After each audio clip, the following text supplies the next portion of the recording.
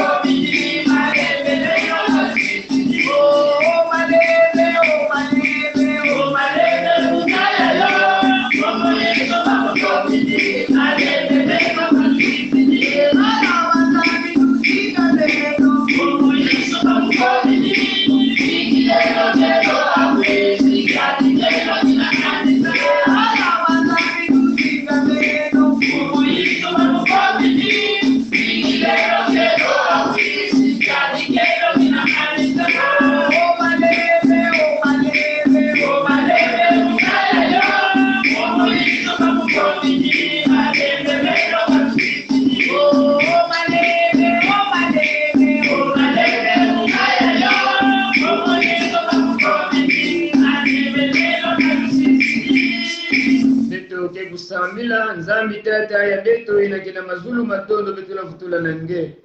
mfumu inangeme kukeba beto bana na mpipa inangeme kupesa beto kilumu ya malmalu tata nzambi na yao beto na kutonda nge tujonge si matonde pana yopo ozalimo konzi ozana mungu ya utona buboto ozanzambe na bolingo ozaliko laksa bukasi na yo nzambe nguya na yo na likolo na biso batango nyonso po ete obundeli biso na butu oyo na tina ete malekana kikati na bomo na biso nzambe eyebi bobelese yo kumisama pesa njulama nzambe na biso to ye na tongo oyo na liboso na yo lolenge oyo biso to jali Seigneur soki biso to leli epai na yo na tina na kosokola biso te nani akosokola biso nani akopetola biso nkolo oyebi moko na biso baye tosili koyangana na esika oyo oyebi bana na yo nyonso kati na molongo nkolo tozali kosenga epai na yo kitisa mawa na yo po ete olimbisa moko na bana na yo nzambe osokola biso opetola biso nkolo limbisa biso na makila na yo Yesu Kristo tika ete osopela yango na likolo na moko na biso po ete nzoto molimo pe bomoi na moko na biso nzambe epetwama Masia zwa lokumu po ete ozali nzambe oyo yokelaka bana na yo mawa olimbisaka limbisa biso tika ete mokano ekokisama tozana elika ete nkolo solo usukoli biso na mbindo nyonso na masumu na kila na Yesu totie likia ete solo biso tobiki na kumona masia tosengi bongo. Amen. Amen. Balingami na Yesu Kristo bandeko kat na lisangana nzambe tozali na esengo pona koyangana na tongo oyo lokola moyembi nzembo alobi ete nazali na esengo wana balobi na ngai ete tokende na ndako na nzambe nde na esengo wana tolingi koyamba biso nyonso na tongo oyo ya sika balingami na Yesu biso nyonso ba oyo toyangani awa na ndako na nzambe pona tango oyo ya losambo ba oyo bazali koyoka biso na mikili na mosika ba oyo bazali na kati na ekolo na biso Kongo mpe bazali koyoka biso nyonso tika ete toya malamu na ba commission nyonso ezali kosala na tina na liyangani oyo na groupe d'animation na biso toya malamu tika ete nzambe azala elongo na biso abatela biso asunga biso pe apambola biso bana nzambe mbotela biso bote lisusu lingete biso nyonso toya jamais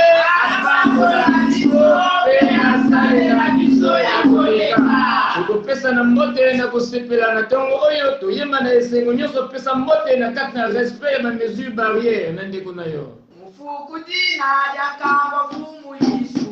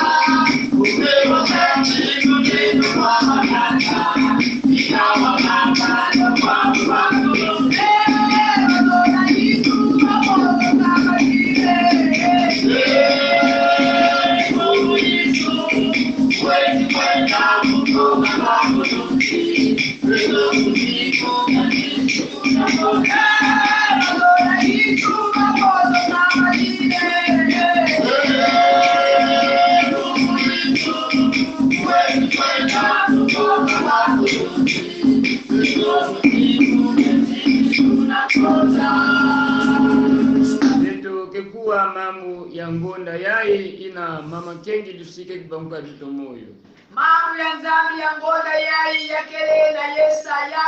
kikapu ya 53 kibuku ya 3 yani wayinywa ye wanyangwa kwa bantu mutu wa myangala wajukwa yena bafuka zizi byao muyanzi twayina ye katwa zitisako na mputu Esaïe 53:3 méprisé et abandonné des hommes de douleur et habité à la souffrance, semblable à celui dont on détourne le visage, nous l'avons dédaigné, nous n'avons fait de lui aucun cas.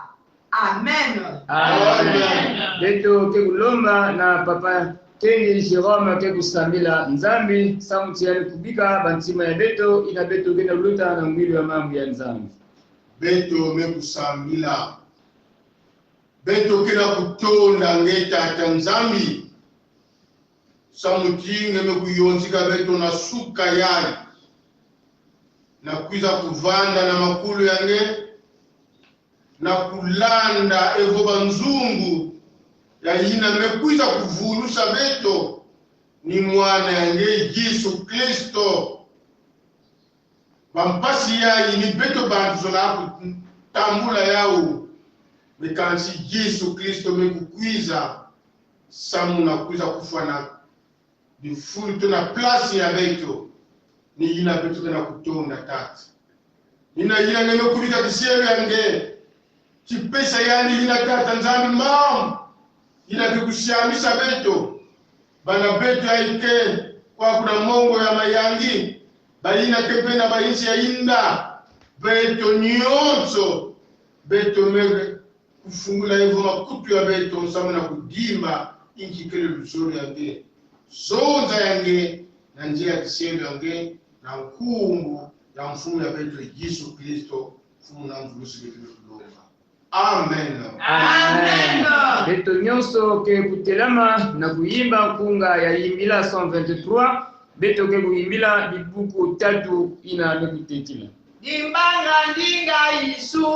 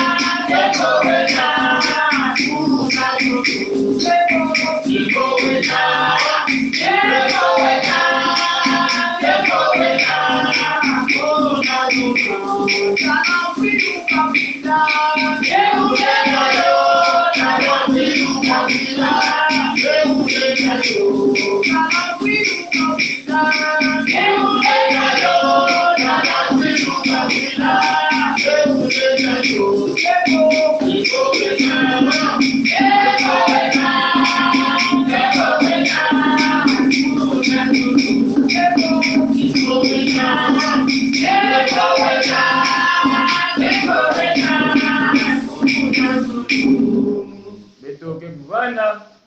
mambo ya nzambi ya beto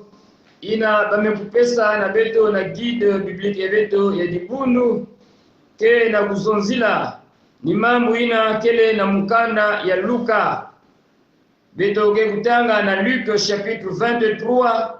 banda na verset 26 jusqu'à 49 tukutanga na Luka na mukapo ya tuku mibale na misato molongo ya tuku mibale na motoba kino molongo ya tuku mine na libwa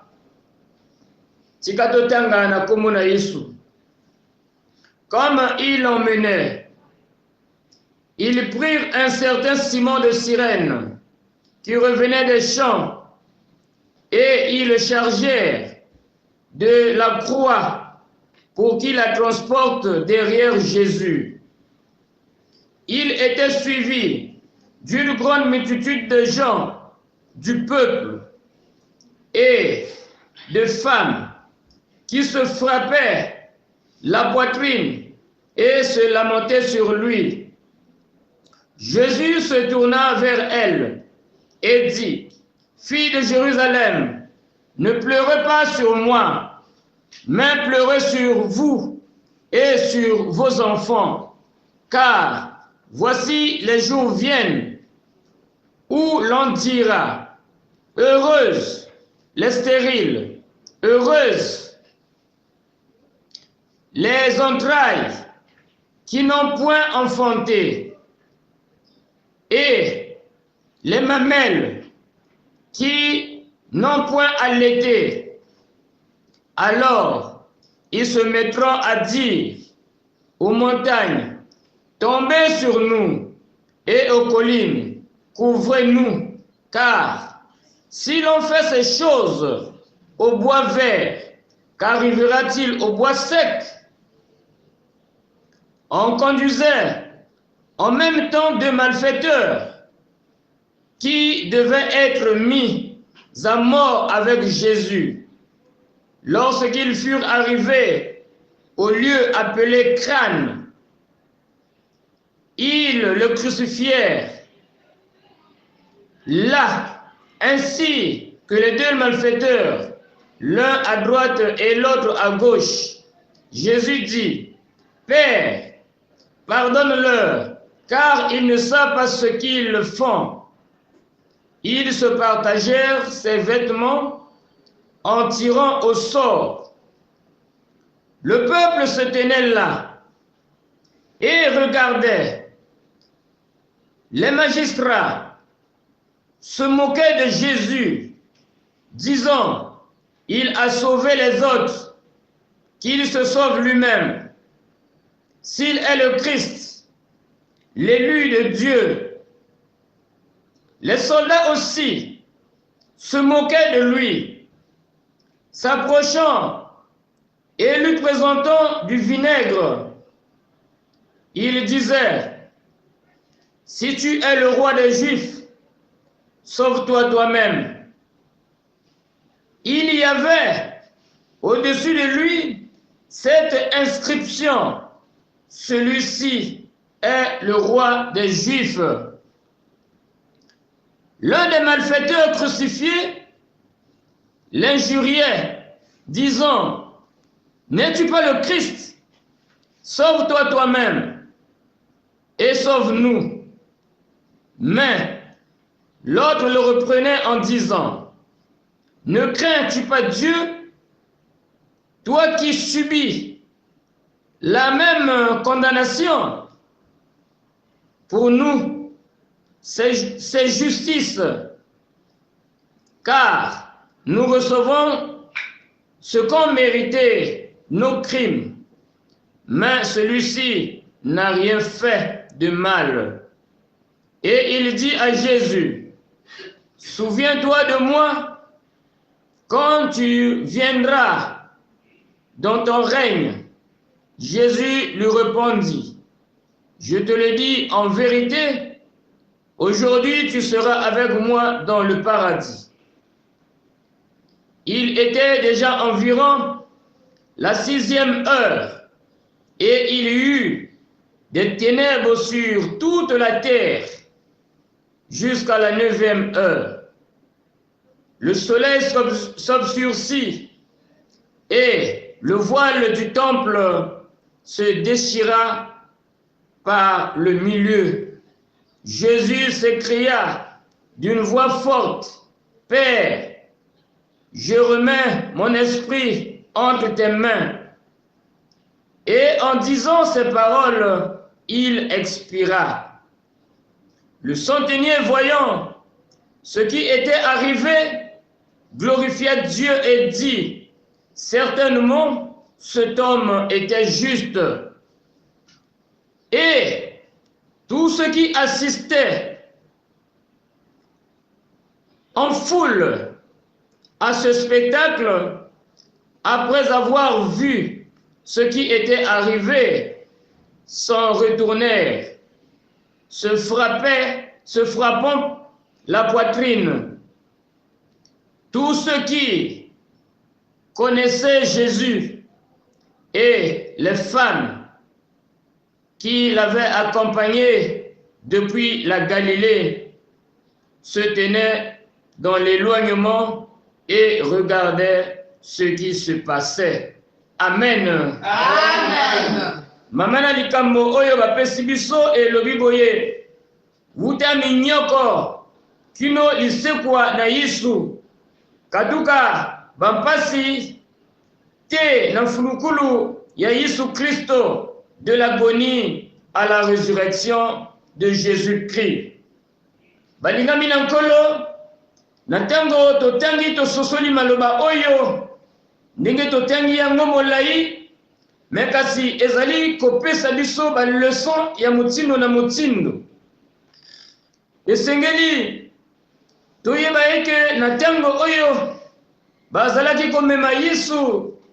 kuna na ngomba ya mokuwa na motu oyo balobi Golgotha, lieu du crâne.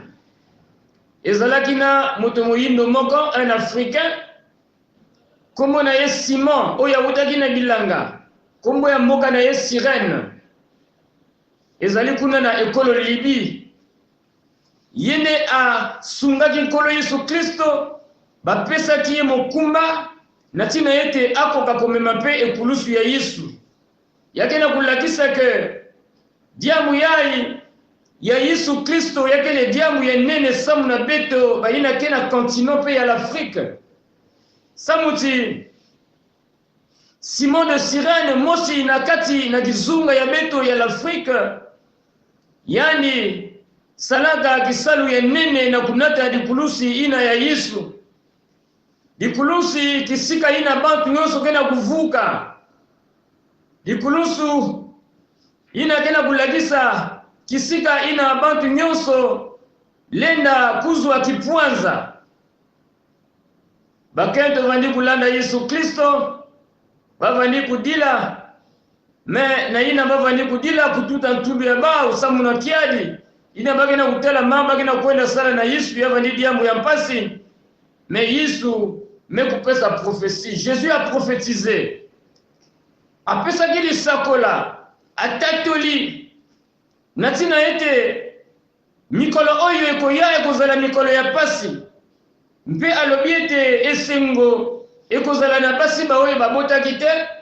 baoyo bamelisaki bango bana na bango mabele te, baoyo bazwaki bazemi te na bikomba. Natina ete makambo ekozala ya pasi, bitumba ekoya, makambo ndenge na ndenge ekokota na kati na bato. Ba guerre ekoya, ba soulèvement ekoya, même la nature oyo tozali na yango ekoso soulever contre bato. Natina ete même pétrole na se ya mabele ekoki kotomboka mpo ete eya katikati na bato esala bitumba. Yango wana tokoki komona ba volcan, tokoki komona makambo ya motindo motindo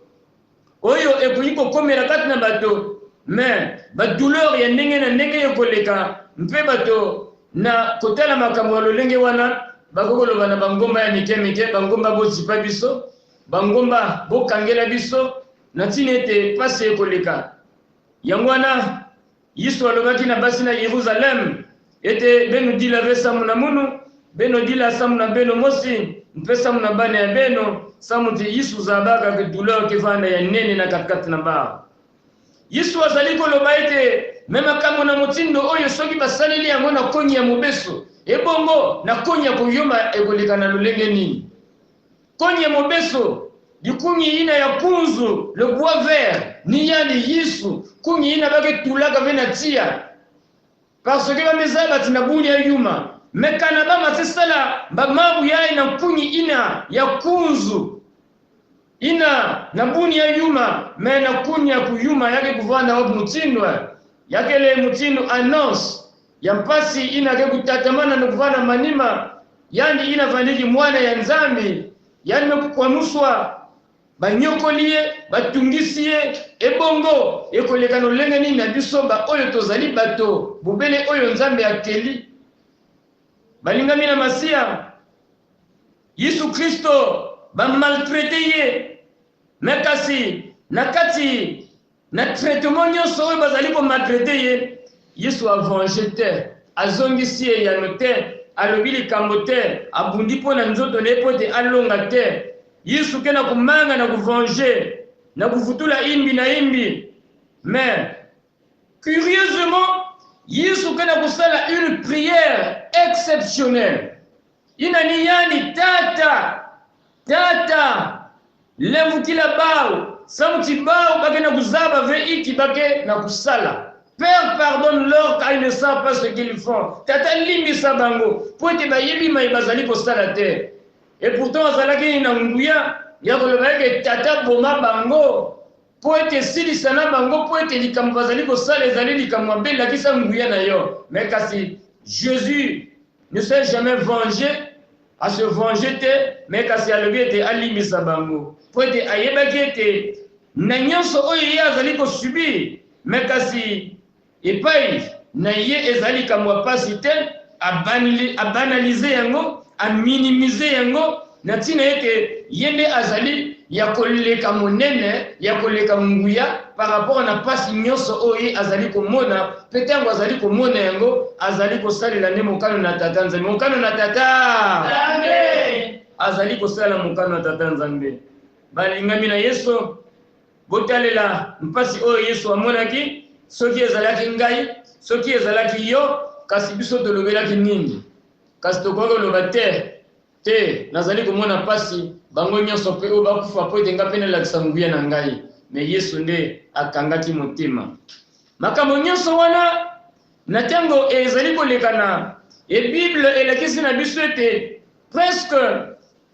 toutes les couches de la terre baoyo bafandaki basomoke na jésus ezala bamagistrat ezala basoldat ezala bato ya ndenge na ndenge bango basomoke na yesu même na bamalfaiteur talaka bato na mbeba basali biyoma na bango me kasi azali kofinga yesu bazali kofinga yesu bafingi yesu na likolo na ekulusu yesu nde ayi kolakisa bonene na ye alakisi nguya na ye alakisi boboto na ye yesu azali kopesa affirmation ya kobika na oyo azali koyambola kondima na ye na katikati na ye moko oyo afingaki mosusu alobi na ye me yo ozali kobanga nzambe te oyo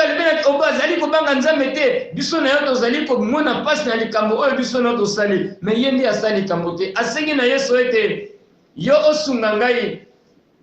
ngai kanisa mpo na ngai na ntango yo kozala kati na bokonzi na yo me yesu alobi na ye nini lelo kaka yo okozala na ngai elongo à la dernière heure na kati na bambeba na ye na kati na pasi na ye oyo ye asali me kasi tala ete na ntango ya suka l'un des malfaiteurs abiki yesu ayakaki mpo na kobikisa bato ya mabe mais à la dernière heure abiki mpo ete il a confessé sa foi en Jésus-Christ moko na biso quelque soit bapasi quelque soit mikakatano quelque soit bakabo bambeba quelque soit bamango betke na yao kana beto lenda kutula kiminu ya beto na Yesu Kristo tangu mekuluta ve ina beto pe lenda kuvuka molili ekotaki kati na mboka banda 12h kino 15h parce que balobi de la 6e heure de la matinée jusqu'à la 9e heure donc na tango na biso ezali 12h kino 15h wana elakisaki nini nguya na mwana na moto mais rideau oyo ezalaki na ndako na nzambe koséparer le lieu saint et le lieu très saint oyo kaka nganga nzambe moto azalaki kokota yango mbala moko tala ete rideau wana epasokaki na biteni mibale rideau epasoki na biteni mibale kobanda na likolo kino na se ezali kobanda na se kino na likolo te me kobanda na likolo kino na se mpo na kolakisa eke ezali mosala oyo nzambe ye moko asali ebandi na likolo kino na se epasoki elakisi nini interdiction epekisami oyo ezalaki na katikati na bango na ntina ete moto te akokaki kokota na kati na le lieu très saint bobelisi kaka nganga nzambe kaka ni certificateur nganga nzambe moto lenda kokota kuna mbala mosi kaka na mvula interdiction iname kumanisa epekiseli wana esili moto nyonso akomi na kondingisa ya kokota nzela na kokota na kati na ndako na nzambe condition mosusu ezali te akomi kokota na nzela oyo ya sika nzela oyo ezali nzela na bomoi mpo na makila na yesu mayema sopanaki balingami na nkolo nzambe asali makambo ya motuya alakisi bonene na ye me kasi na nsima na nyonso yesu abeleli na mongongo na makasi abeleli na mongongo makasi alobi père je remets mon esprit entre tes mains ete nazongisi molimo na ngai kati na maboko na yo nzambe balingami na masiya mais esengelaki Yesu ye moko azongisa molimo na ye kati na maboko na Nzambe. Po ete ntango azongisi molimo na ye kati na maboko na Nzambe, ezali kolakisa ete ye moko amipesi na Nzambe. Ye moko nde amipesi na Nzambe lokola likabo bato bazalaki kowumela na ekulusu mpo bakufa, na kasi Yesu awumelaki te, azongisi molimo na ye na Nzambe mpo ete molongo mobimba ekoka kobika, mpo ete bato masumu bakoka kobika na masumu na bango. La chose la plus importante et la plus curieuse ezali nini balingami na Masia? Officier romain yai ina vaniki kuluntu ya basoda nyonso ina vaniki kuna yani mekutala mutini bambangu mekuluta ina ni yani mekulakisa kiminu kimbangi, yani mekutaki kimbangi ya yani ya makedika mutu yai vaniki kwani mutu ya lunungu ete solo mutu oyo Yesu Kristo nzoka nde azalaki na ye moto na sembo, azalaki moto na sembo. Il a confessé sa foi. Il était dans l'ignorance. Mais kasi ayiko tale la ete lolenge na makambo ezali koleka na oyo te moto oyo azalaki moto na bosembo, azalaki moto na alaki moto na bosembo. Balingami na Masia Yesu azalaki moto na bosembo, atindamaki na Nzambe mpo ete aya kosala mission monene na se. Nyonso oyo esalami na likolo na Yesu ezali mokano na Tata Nzambe, ezali mokano na Tata Nzambe. Bato bakoki konyokola yo, bakoki kotungisa yo, bakoki komanipule yo na ndenge nyonso oyo ekoki, mais konyonga te po ete mokano na Nzambe oyebi te. L'humilité précède la gloire. Oyo eyekati na Yesu bango bayebi te nini ekoya na mikolo oyo ya liboso, mais kasi Nzambe oyo amoni ete ye sengelaki aleka na nzela na kufa, azali Nzambe oyo akopesa ye lokumu, azali Nzambe oyo akokumisa ye, akosanjola ye, akonetola ye, akufaki na ekulusu mpo na ngai, mpo na yo, na ntina ete biso nyonso tobika. Yango wana ndeko na ngai oyo ezali ntango na ngai, ntango na yo na profiter na ntina ete ezali le temps de du rétablissement, le temps de la restauration mpo na biso na bino, mpo ete eta na biso oyo toza na yango Yesu nde aye po ete biso tobongwana, tokoka kozwa changement na baeta na biso po ete tobika bapasi nyonso oyo ye amoni liwa oyo ya Yesu Kristo ezali mpe kolakisa victoire oyo ya Yesu Kristo na likolo ya liwa na likolo ya Satana, pe victoire future oyo ya biso mpe na likolo na biloko wana po ete biso baitolandi Yesu alongaki biso mpe tozali kolonga, biso to célébrer victoire na Yesu na ntina ete biso mpe toleka na nzela wana. Tika ete moto na moto akanisa maloba oyo asalela yango na ntina ete ezali ya pamba te. Nzambe alekisi biso na nzela na liwa na Yesu lelo awa, tika ete Nzambe asunga biso tosepela na ntina na elonga oyo biso tolongi. Matthieu chapitre 4 verset 4 toke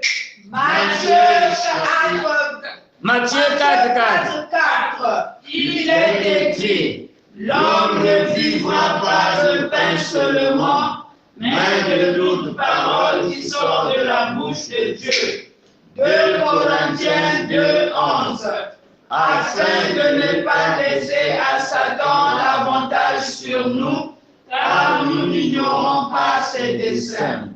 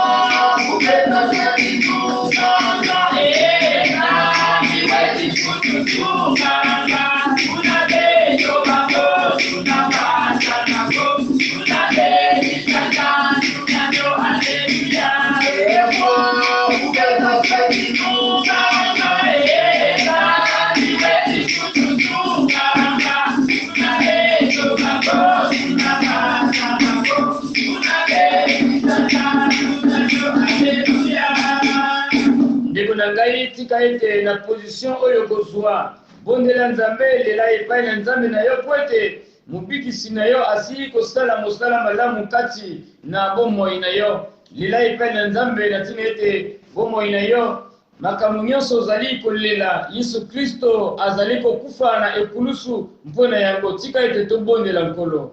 nzambe na biso tata na mboka na likolo totondi yo mpe tokumisi yo Yesu Kristo yo opesi biso elikia na nzela na liwa na yo na ntina ete toyebi ete pasi nyonso oyo omoni na ekulusu ezali mpona kopesa biso lobiko mpona kosunga biso mpona kosalisa biso nzambe na biso yawe wumelaka kati na biso batango nyonso tika ete osunga osalisa obikisa yawe ebele bana na yo bipai na bipai bazali kolela bazali na makono ya ndenge na ndenge nani akobikisa nani akosunga soki yo te yo kelaki mokili na liloba ezalaki na yo liloba ezalaki nzambe Seigneur ezala makono soki nini ezala ba hépatite Seigneur ezala ba cancer de sang ezala ba cancer ya ndenge na ndenge ezala ba sida Seigneur makono ebele ezali na kati na banzoto na bato maye soki toke mpona kotanga bakombo elokoleka motuya me yo osili koyeba nyonso po ete yo ozali ebandeli mpe suka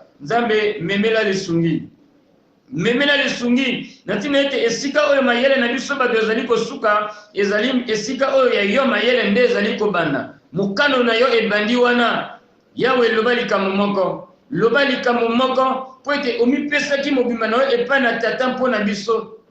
yawe merci sunga biso salisa biso batela biso zala na baoyo misala na bango ezali kokota mikakatano nzambe pambola tika ete o renouveler Seigneur ebandeli misala na bango bakoka kozongela misala na bango longola mikakatano mpe bapasi ya ndenge na ndenge oyo ezali kotungisa nzambe na biso tata na mboka na lola topesi mabala nyonso na maboko na yo nzambe bana na yo banyokwami monyini satana akomi koluka ete akoka kobatela abotola bango mabala po ete basi baoyo bamonaki mibali wana na ebandeli te bakomi kokota bandako na banganga mpe kokata tsilika koloba ete biso na yo tokomona okoyeba ngai nzambe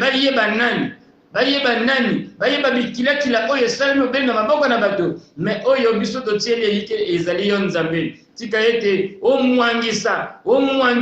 onyata nguya na milimo nyonso mabe nguya na makasa nyonso nzambe oyo bato babongisi basaleli na ntina ete ekoka kobebisa mabala na bana na yo sunga mabala na bana na yo sunga bana nyonso ya mike nzambe baoyo bakomi lokola cible ya moyini satana na tango oyo Seigneur po ete basakrifie bango bazwa mbongo batela bana sunga bana nzambe na nguya baoyo nyonso batelemi na kombo na yo bakangami na yo nzambe na kati na mabota na biso nkolo ata na mwana moko te akoka kozala sakrifie makila na yo Yesu Kristo ekwela likolo na bana esunga bana esalisa bana ebikisa bana po ete ozali nzambe ya solo matondo nkolo ekolo na biso kongo topesi epai na yo tiela yango kimia lokolo ozali kotia kimia na Congo tia kimia na Ukraine tia kimia na la Russie tika ete okumisama mpe osanjolama elike na biso ezali epai na moto mosusu te kaka epai na yo merci po ete ozali nzambe oyo oyebi bapasi ya bana na yo mpe okoki kozongisa biyano oyo ekoki na moto na ndenge oyo ekoki merci tika lokumu na komona eyeba na komona masia tosengi bongo. Amen. Amen. Balingami na masia ina beto me kulomba na nzambi na ina beto me zuwa betambu ya kulomba na nzambi, yani kele nzambi yani mezonza, yani kele alpha et l'oméga, le commencement et la fin, yani mezaba nyonso beto tula kiminu na kivuvu na nzambi ya beto ti nyonso ina beto kena kulomba na talisi ya tata nzambi na ba 40 jours yae, yani kena kulungisa beto yao na yao beto kena kuzola kuvutula matondo na nzambi tata beto kena zulu matondo na libundu nyonso, matondo na lingoma nyonso na biso nyonso bai bazali awa na Congo, bai bazali bipai na l'Afrique, na l'Océanie, na l'Asie, na l'Amérique, na l'Europe, tika ete bai bazali toujours scotché na koyokeka yokaka biso na matea oyo, tika ete nzambe azala elongo na bino ye abatela bino mpe apesa bino kimia. Biso nde tokotelema biso nyonso mpona kosukisa biso tozali koyembela nzembo ya biso nyonso. Cantique Kitwari 523. Wizato